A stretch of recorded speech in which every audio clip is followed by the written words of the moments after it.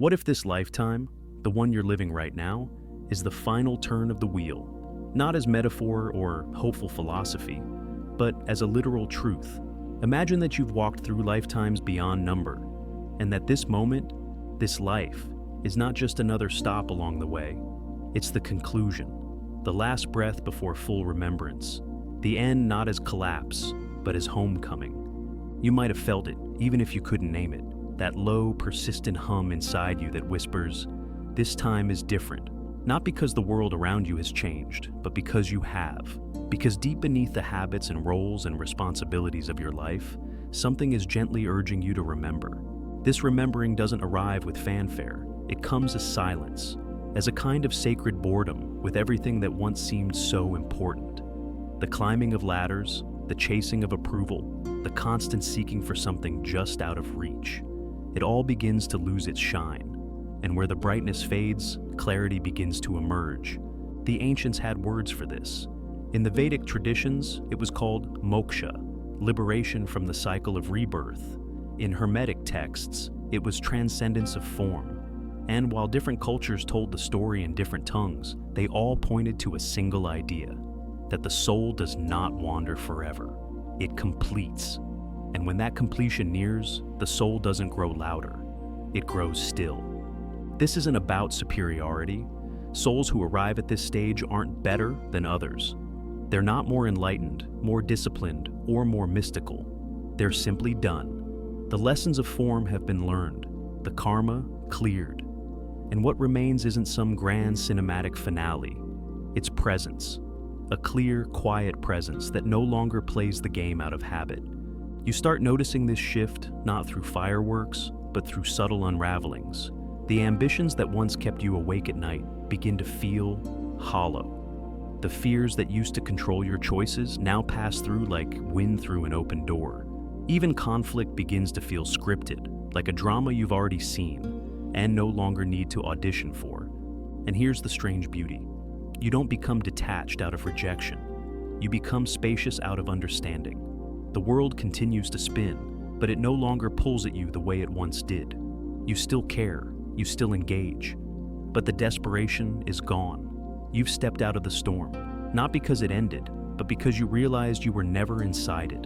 Most people imagine reincarnation as an endless loop, a kind of cosmic do-over. You keep returning until you finally get it right.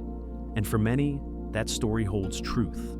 Lives are lived to heal, to grow, to burn through the thick tangle of experience.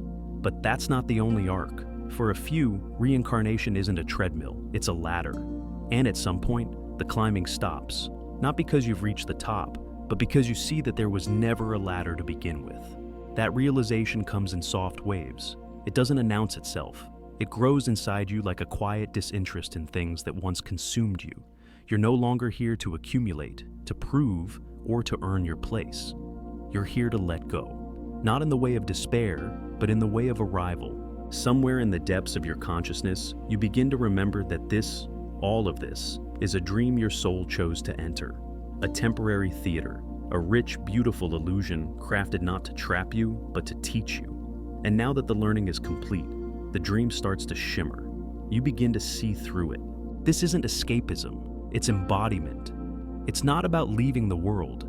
It's about being here fully without being lost in the performance. You walk through life differently. Not because you've stopped caring, but because you've stopped clinging. You're no longer in search of meaning. You are the meaning. You're no longer asking the world to validate your worth. Your very existence is the proof. As the soul nears its final return, something softens. You feel like a guest at a gathering that's almost over. You smile, you converse, you enjoy, but something in you is already preparing to go home. And that home isn't a place. It isn't even an afterlife.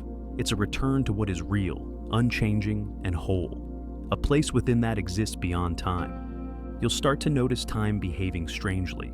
Moments stretch and collapse. You'll meet someone new and feel an old connection. You'll hear a line in a song and feel like it's a message from yourself. These are not accidents. They're threads in the veil unraveling. Time, it turns out, isn't linear. It's layered. Your past lives, your future ones, even parallel ones, all threads in a single tapestry. And as your current life nears its endpoint in the cycle, those threads begin to touch. You might have dreams that feel more vivid than waking life. You might know things you were never taught, speak words that aren't yours, and yet somehow are. This is the mind loosening its grip, allowing the soul to remember. Edgar Cayce spoke of this. He said the soul carries echoes of every place it has ever been, that as the body sleeps, the spirit remembers. And when you're near the end, those memories begin to rise, not as distraction, but as integration. Suddenly, you're not just a single self. You are a symphony of selves, converging in one final song. You carry inside you the wisdom of centuries, not as knowledge, but as a kind of resonance. You feel drawn to things without knowing why. Ancient symbols, forgotten places, languages that stir something deep. That stirring is not nostalgia. It is your essence calling you back to wholeness. As you walk this last path, relationships begin to change, not in a dramatic way, but in their emotional gravity. You no longer seek completion in another. You love, but you do not cling. You connect, but you do not grip. People may come and go, and you remain open. Not out of indifference, but because you finally understand, no one can be lost. All things return in their time. This is the loosening of karma, the soft fall of bindings that no longer serve. You don't need to fight your patterns anymore. You simply see through them. The triggers arise, but they pass like weather. The old stories still play, but they no longer cast you in the lead role. You begin to sense that your job is not to be perfect. It's to be present, to witness, to participate without identification. You feel, but you're not consumed. You struggle, but you're not defined by it. You grieve, but you don't drown. That's not detachment. That's clarity. The clarity of a soul that no longer mistakes the movie for the truth. You're not escaping life. You're becoming fully awake within it. And as this awakening continues, another shift occurs. You begin to sense that the world around you is not as solid as it seems. Conversations feel scripted.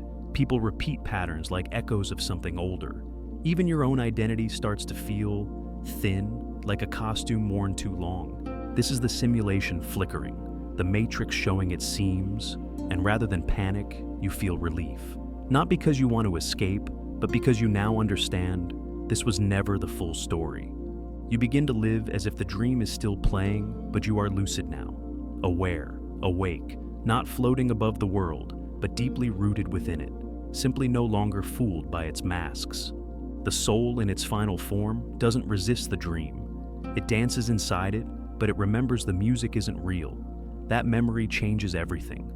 It brings a lightness, not of denial, but of deep peace. You know who you are, and more importantly, you know who you are not. You're not here to win, you're not here to fix, you're not even here to become. You're here to remember, and once you do, the cycle ends. There's a kind of weariness that isn't physical. It doesn't show up as exhaustion or stress or even burnout. It's subtler than that. It's like the soul itself sighs quietly, as though it's finally tired of pretending. Not in despair, not at all, but in a deep, silent readiness.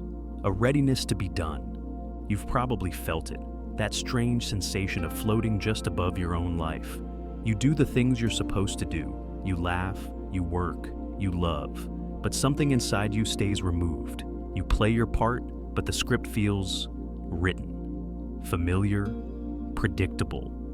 And somewhere deep inside, there's a gentle voice saying, "This isn't all there is. This was never all there was." This voice doesn't shout, it doesn't beg, it simply waits for you to stop running long enough to hear it clearly. If you've made it this far in your soul's journey, you already know the chase no longer satisfies. The climbing of hierarchies, the accumulation of things, the endless pursuit of the next success. It's not that you despise them. You've simply outgrown them. They no longer carry the weight they once did. You look around and see a world running in loops, people chasing validation, clinging to titles, fighting for meaning in systems that were designed more for control than for truth.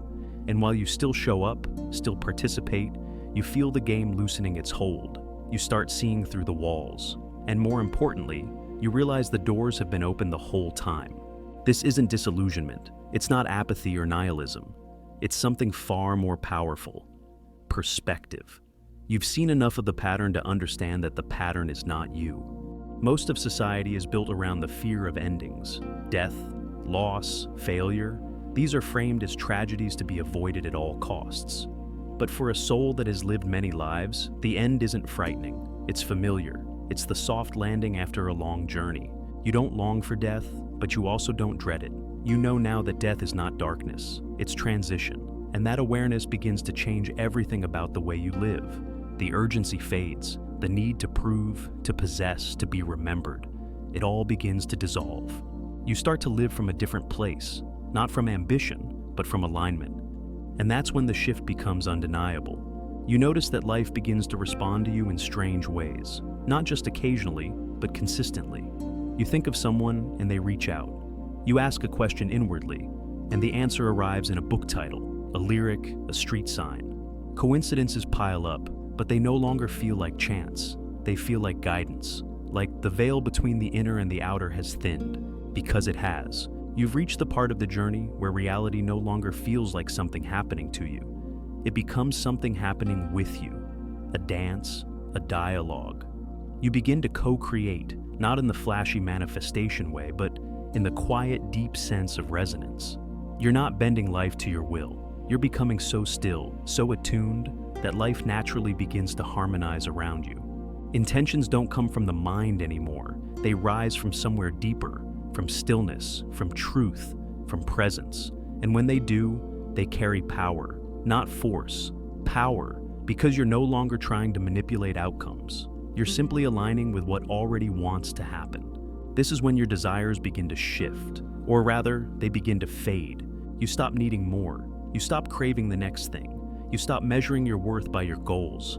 It's not that you no longer care, it's that the hunger has changed. You're no longer feeding a void. You're resting in fullness. You still create, still dream, still move forward.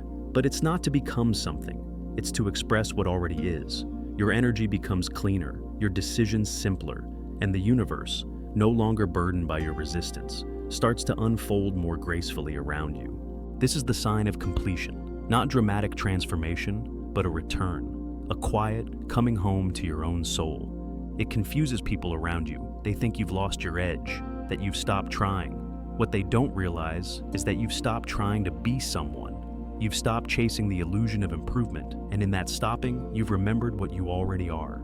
They see stillness and call it passivity. But what they miss is the depth underneath, the calm fire that no longer needs to scream to be felt.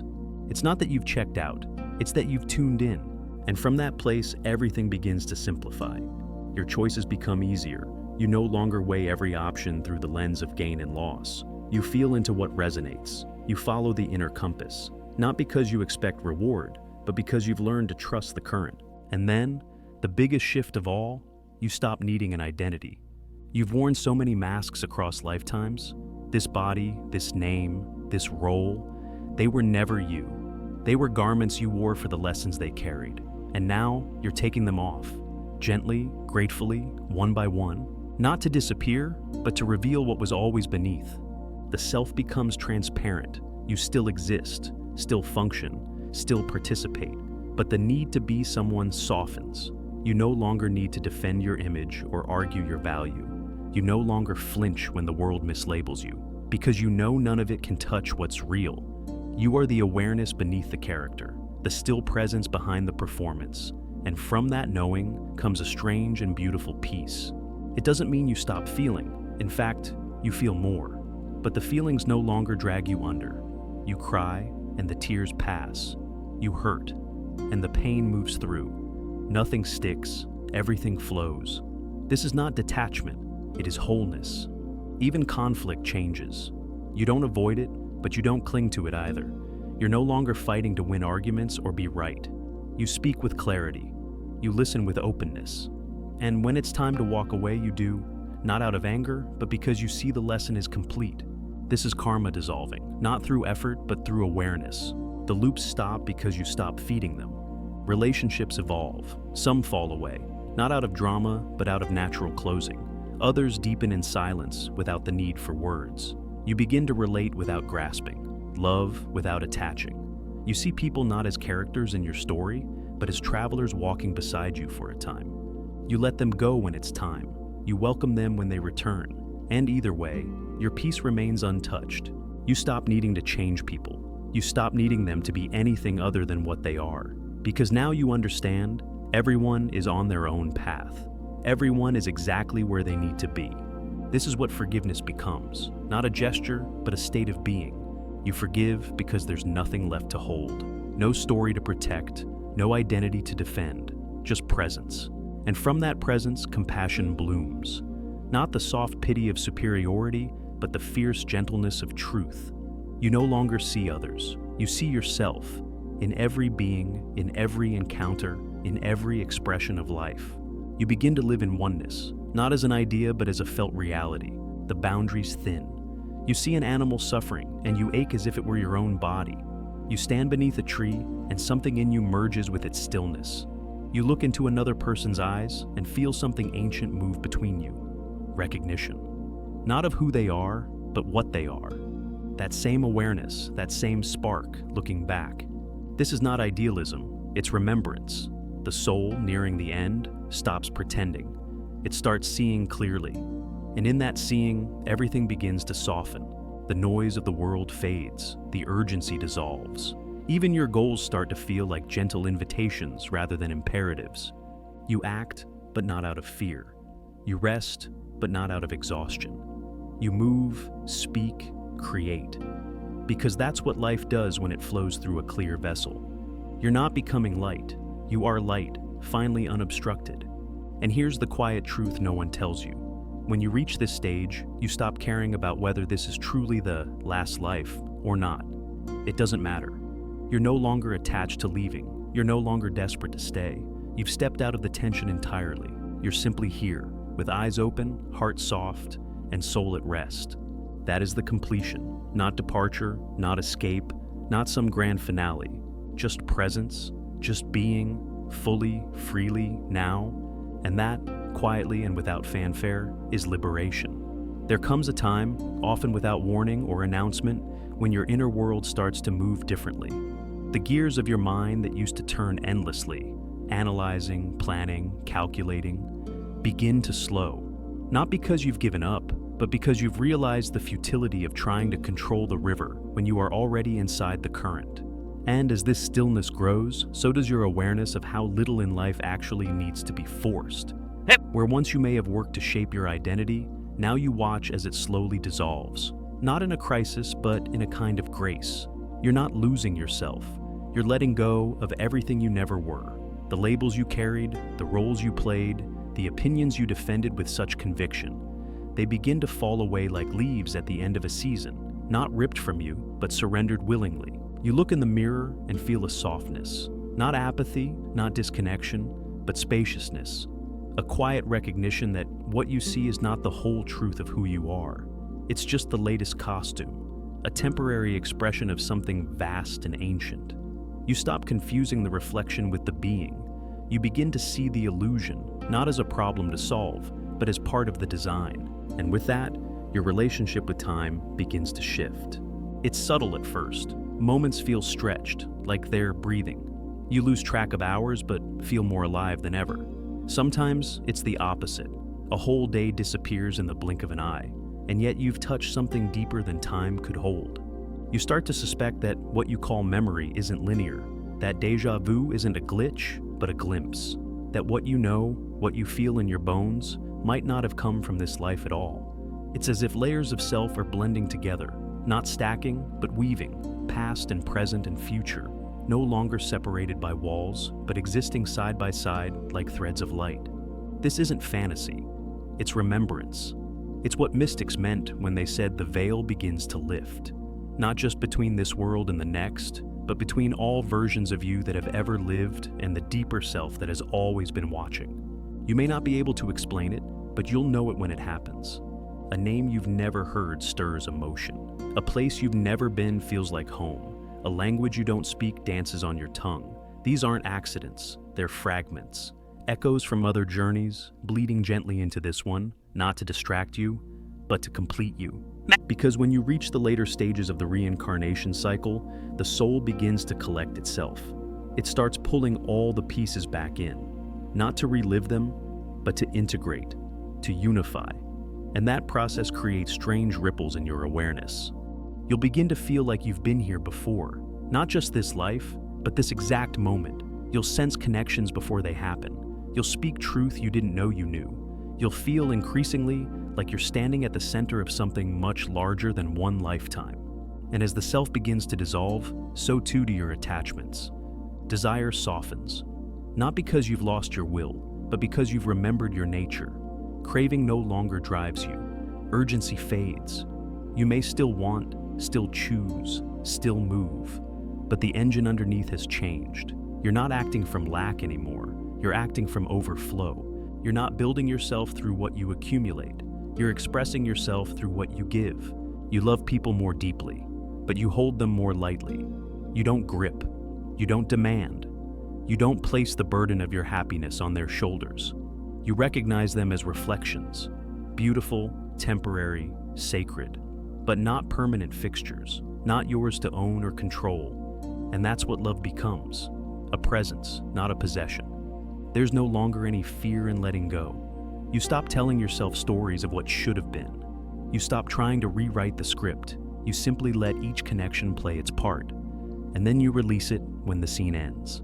This kind of detachment isn't cold. In fact, it's warmer than anything you've ever known, because it's honest. It's rooted in truth.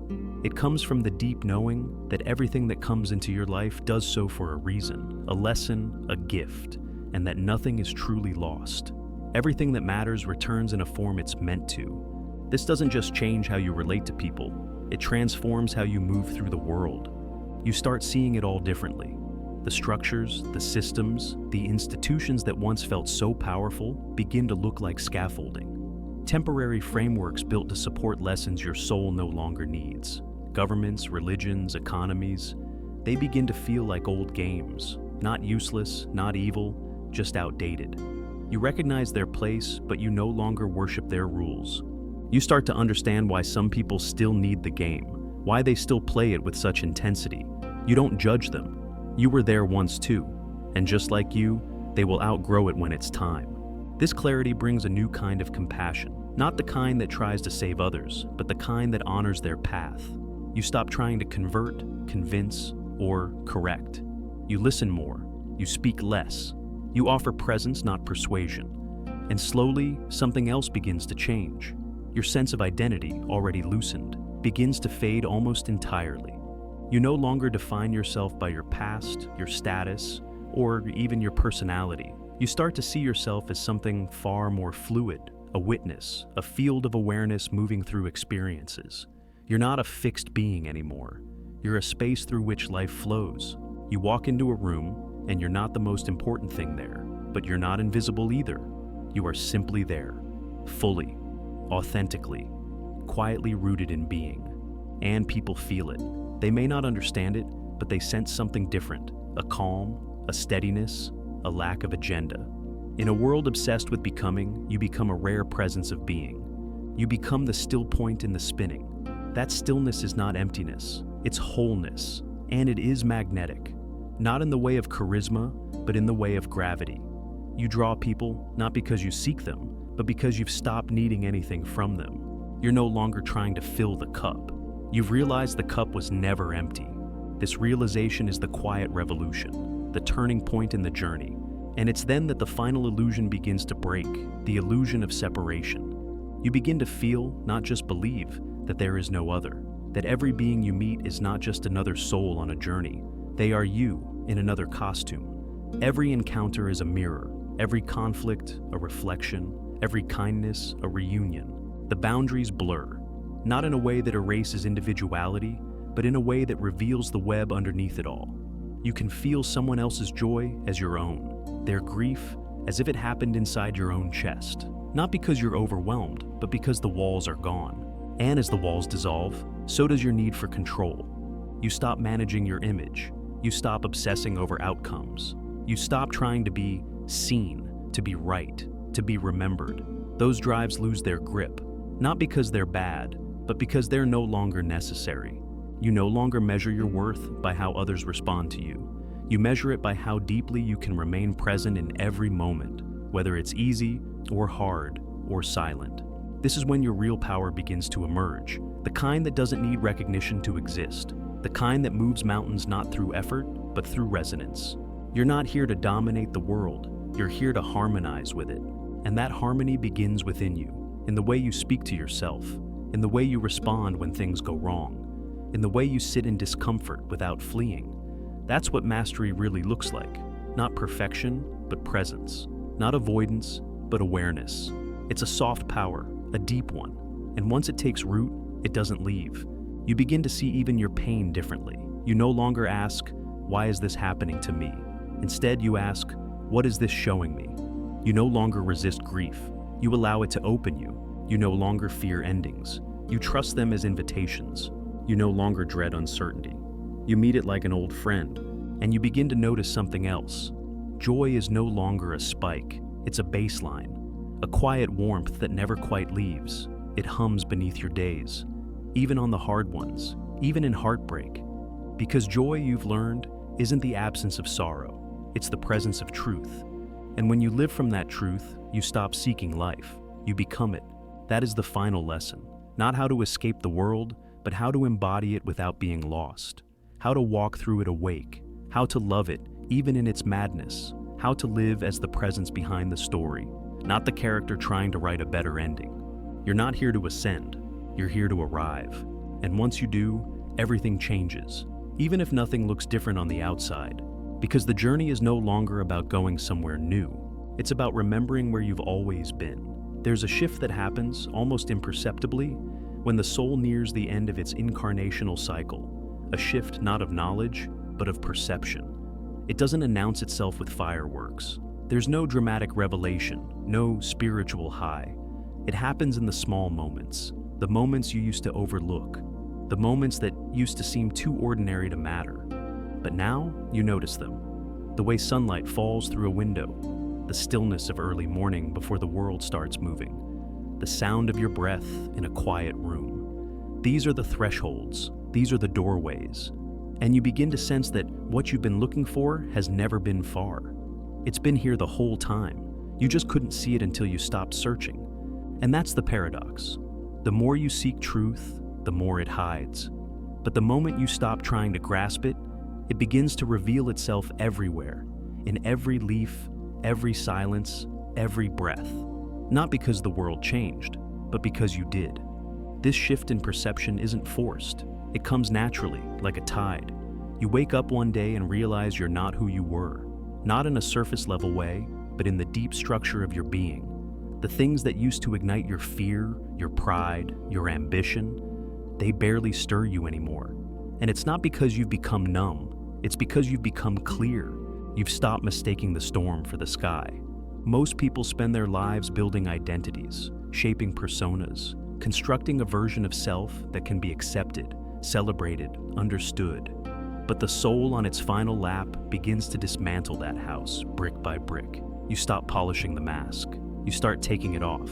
And underneath the mask, there's not some perfect version of you waiting to be unveiled. There's space, silence, openness, a kind of naked awareness that doesn't need to be anything, because it already is everything. This isn't emptiness in the lonely sense. It's emptiness in the sacred sense, a space so vast and unburdened that life can flow through it unfiltered, unresisted. And when that flow begins, something magical happens. You start living without tension, not without difficulty. Life still brings challenge, but the inner grip is gone. You're no longer trying to twist reality into a shape that makes you feel safe. You trust the shape it takes. You move with it, not against it. You respond rather than react. You listen more than you speak. You wait until you know, and if you don't know, you stop pretending that you do. This is what true humility feels like. Not self-deprecation, but openness. The willingness to admit that you don't need to control it all, that you don't need to understand it all, that you don't need to be it all. You just need to be here. And here, in this ordinary now, is where the sacred hides. At this stage, spiritual concepts begin to fall away.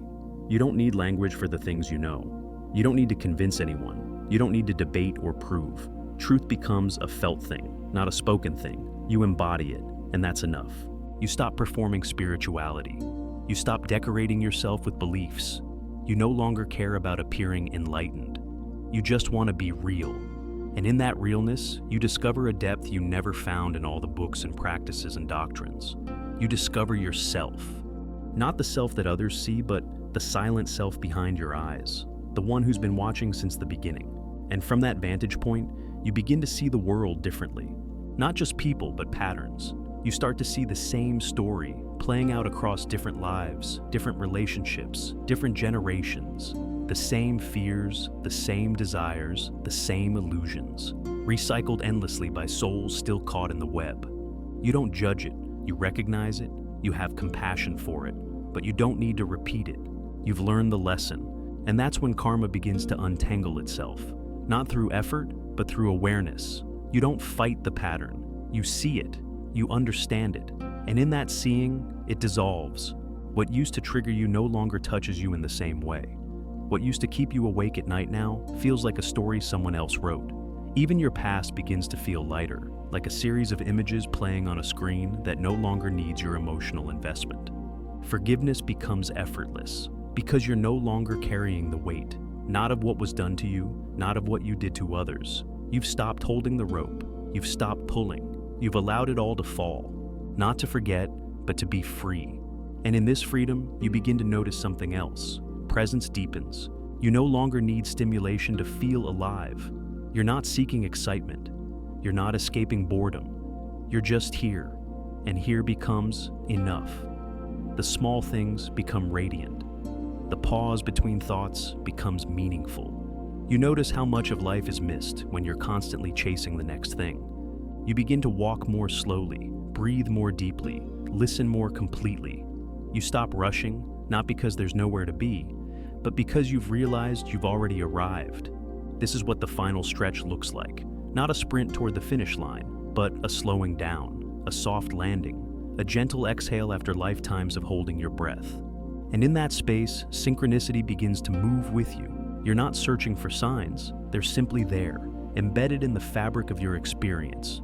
You turn on a podcast and hear the exact words you needed. You meet a stranger who feels like a character from a dream. You walk into a place you've never been and feel like you've just come home. These aren't fantasies, they're frequencies aligning. Your soul is broadcasting a quieter signal now, and life responds.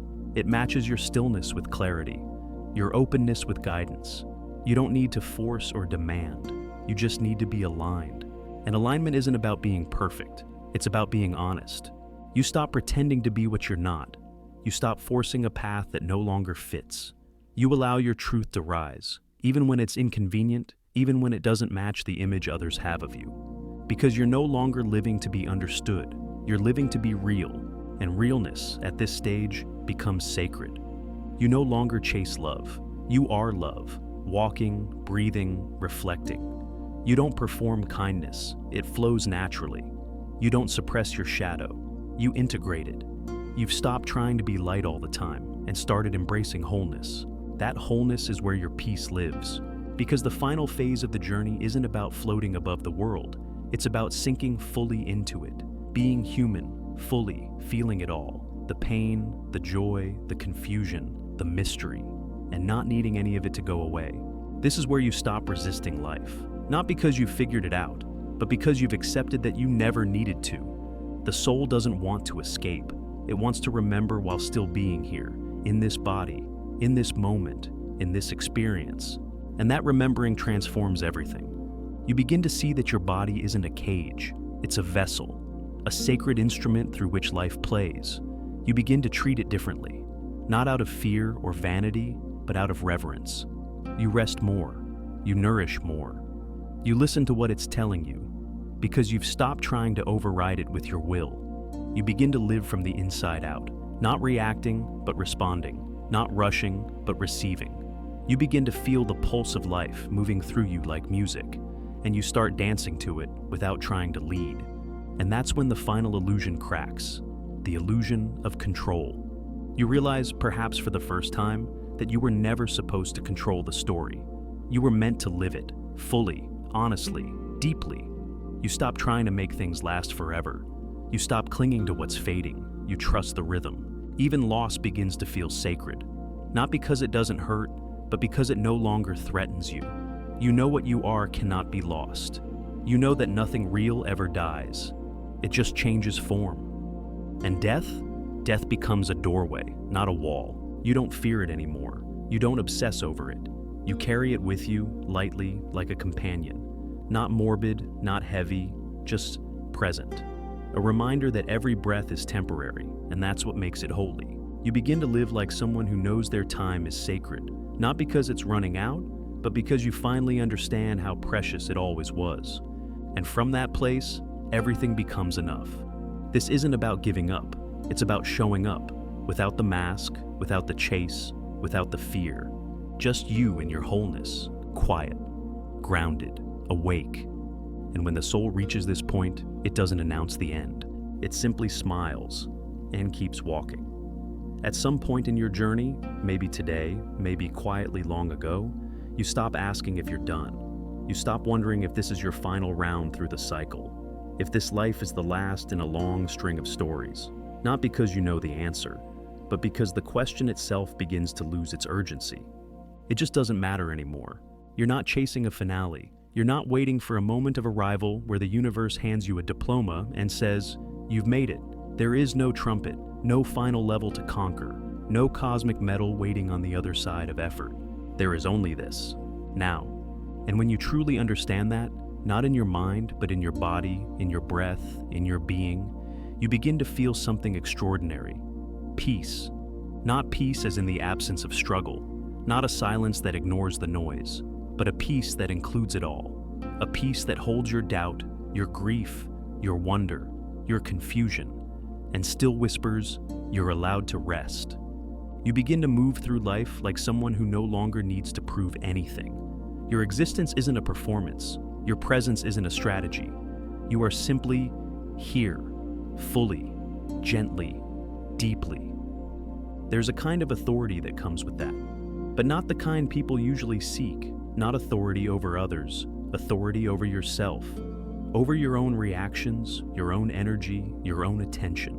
You no longer give away your power to passing moods or external outcomes. You no longer fight what is. You recognize that you are not here to control the world. You are here to meet it. To meet each moment with openness. To meet each person with presence. To meet yourself again and again with kindness. The soul, as it nears completion, stops craving the extraordinary. It doesn't need constant transformation or spiritual fireworks. It doesn't need to break through anything. The soul is no longer a student. It's a witness, a companion, a holder of space. And in that shift, you begin to live in a completely different rhythm. You stop sprinting toward healing. You stop chasing growth. You stop reaching for things that never truly fed you. And that space, the one you used to try to fill with distractions, dreams, dramas, it no longer feels empty. It feels holy. You learn how to sit with yourself in the quiet, to stay with your own discomfort without needing to numb it or fix it. You become intimate with stillness. You listen deeper, speak less. You choose your words with care. You walk into rooms and feel the energy before anyone says a thing. You notice more, but you react less. This is the awareness that replaces the old hunger. And strangely, as that hunger fades, your life begins to bloom. Not in the way you once imagined, not through accumulation or outward success, but through harmony, through simplicity, through flow. Opportunities come, not because you chase them, but because you've aligned with the timing of your own life. People enter, not to fill you, but to mirror you. Experiences unfold, not to define you, but to refine you. You start to feel less like you're making things happen, and more like you're being carried by something vast and wise and familiar. This is not detachment. This is participation without possession. You show up fully, but you're not trying to own anything anymore. Not the people in your life, not your own achievements, not even your thoughts. You understand that everything is passing, and rather than fear that truth, you begin to honor it. Because impermanence, once you stop fighting it, becomes the doorway to meaning. You no longer need forever to make something beautiful. A conversation can be sacred, even if it never happens again. A connection can be life-changing, even if it lasts a single night. A season of your life can be perfect, even if it ends before you wanted it to. You stop dragging moments into the future. You let them be what they are, and then you let them go. Not with sadness, with gratitude. This is what maturity of the soul feels like. It's not a climb, it's a settling. You settle into your being, into your breath, into your body. You no longer fantasize about being someone else, somewhere else, living some different story. You stop trying to escape because you've realized the sacred was never there. It was here, always, and now you see it. You see it in your morning rituals, in the faces of strangers, in the moments you don't document, in the way a breeze moves through a curtain, in the silence between words, in the way your own heart keeps beating, whether you're watching or not. You've arrived not because you found what you were looking for, but because you stopped looking and finally started seeing. The mystics call this embodiment, not transcendence, not leaving the world behind, but fully inhabiting it with love, with reverence, with presence. You no longer seek spiritual highs. You no longer treat awakening like a goal to be achieved. You're not trying to be enlightened. You're trying to be honest, real, awake inside your own skin. And that honesty becomes your offering. You stop giving people your opinions. You start giving them your presence. You stop trying to fix their pain. You start listening to it without judgment. You stop seeing yourself as separate. You see your joy in their eyes, your grief in their voice, your longing in their silence, and it humbles you, not in shame, but in awe, because now you understand what the teachings were always trying to say. There is no other, there is no end, there is only this breath, this step, this moment, this love. And once you feel that, not just believe it, but feel it, you'll never forget again. Even when you lose your way, even when the noise of the world pulls you back into old habits, even when you fall asleep to your truth, you'll wake up faster, softer, with more grace, because the memory lives in you now. It's not an idea, it's who you are. And even if this isn't your final lifetime, it won't matter anymore. You've stopped measuring your progress by how close you are to some imagined finish line. You measure it by how fully you show up, by how openly you love, by how gently you let go. This is what it looks like when the soul remembers.